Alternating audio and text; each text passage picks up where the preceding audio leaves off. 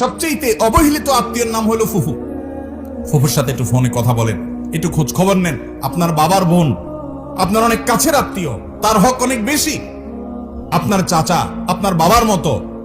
কোনো কারণে যদি মনোমালিন্য থাকে, জমি জমা নিয়ে গন্ডগোল থাকে, বাপের সাথে থাকুক বা আপনার সাথেও থাকুক, কিন্তু খবরদার, তিনি আপনার আত্মীয়।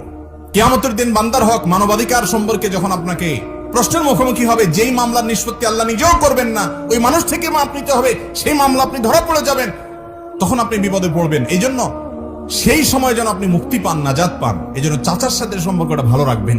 চাচাতো ভাই বোনদের কোনো হক নষ্ট করবেন না, ফোনে যোগাযোগ রাখবেন। এই যে সম্পর্ক বজায় রাখা, খোঁজ খবর নেওয়া, বিপদ আপদে পাশে দাঁড়ানো, এক। নাম্বার 2, দানের ক্ষেত্রে অন্য গরিবের চাইতে আত্মীয়দেরকে প্রায়োরিটি দিতে হবে। আপনি যাকাতের টাকা দিবেন, আপনার আত্মীয়ের ভিতরে যদি গরিব লোক থাকে, আপনার চাচা, আপনার চাচাতো ভাই বোন, আপনার ফুফু,